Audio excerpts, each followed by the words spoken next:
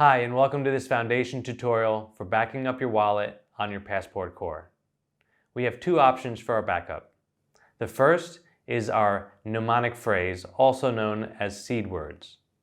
These 12 or 24 word phrases are native to the Bitcoin protocol, which means you can use any BIP39 compatible software or hardware wallet to recover your wallet using these words. That's a great feature, but it introduces a single point of failure. Anyone who gets access to your seed words has access to your Bitcoin funds. We can mitigate this using a passphrase or something like Shamir's secret sharing, but these are advanced features and should be used carefully. To address the single point of failure introduced by seed words, Foundation has implemented encrypted microSD card backups. This creates an encrypted file on the microSD card which can only be unlocked using a 20-digit backup code. We keep these codes separate from the files. Therefore, if anyone has access to the file, it's useless because it can't be opened, and if anyone has the access to the code, it's useless because it's just a set of 20 numbers. It's super important that we keep these separated. That eliminates our single point of failure.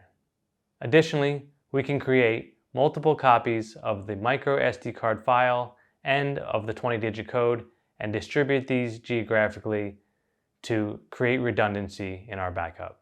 Now that we have a brief overview of our two backup options, let's see the recovery process in action.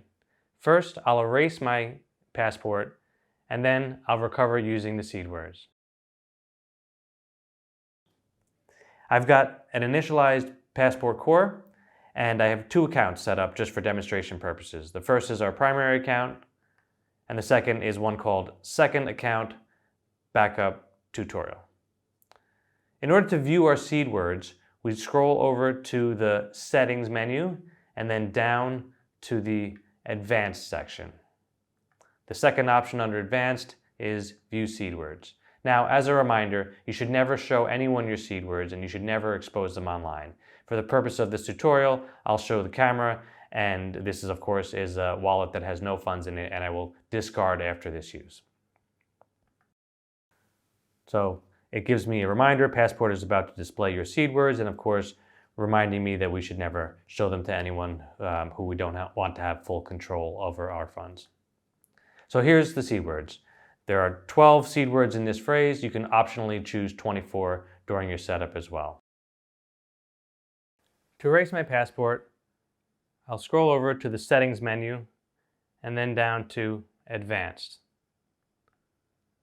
I'll then scroll down to Erase Passport, and I'll be given two warning messages reminding me that if I don't have a backup, my funds will be lost. I'll confirm the first and the second, and my passport will erase and reset.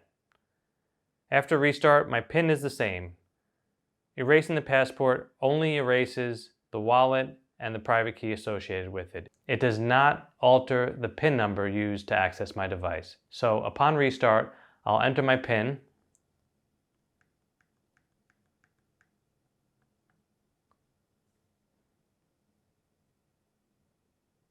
So I'm given an option to create or import a wallet seed. I will select Import Seed, and I can choose to save the seed or import it temporarily. I will save it in this case. We used a 12-word seed, and Passport reminds us that it uses predictive text, which means you can press each of the keys one time per letter. So for example, car would be 227, and it will give us options for different words from the BIP39 words list.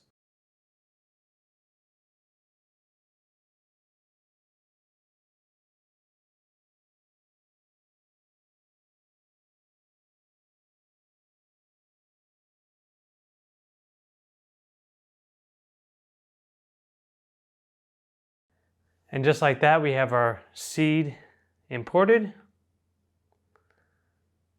And Passport gives us an option to create a microSD card backup containing my seed words.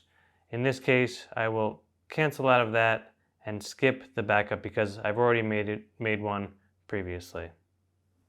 Now that we've seen how to restore our wallet using our seed words, let's explore the process using the encrypted backup.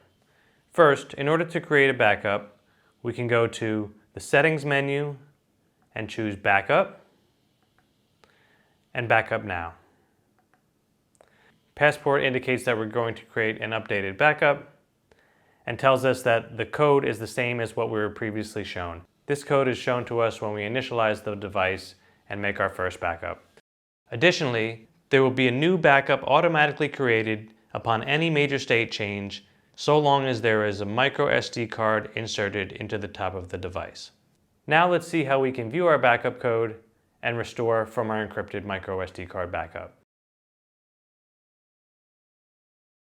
First, we can go to our backup and we can verify the backup. I can also view my backup code. This will be shown as well during the initialization of the device should you choose to use the microSD card backup. Prior to starting this video, I recorded the backup code on paper, and now I'll cross-reference that with the one shown on screen here. Let's go back to Advanced,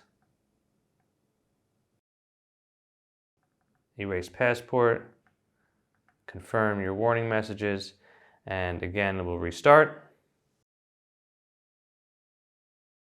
I'll enter my PIN code and we'll restore from the backup on the microSD card. This time, rather than choosing Import Seed, we will choose Restore Backup. I'll insert the microSD card associated with the backup, and right away we see our different backup files, and I will choose the correct one.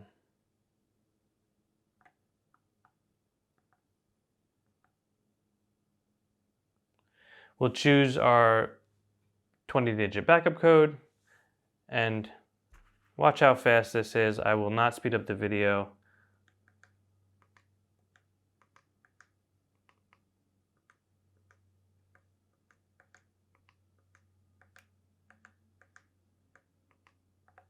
Just like that,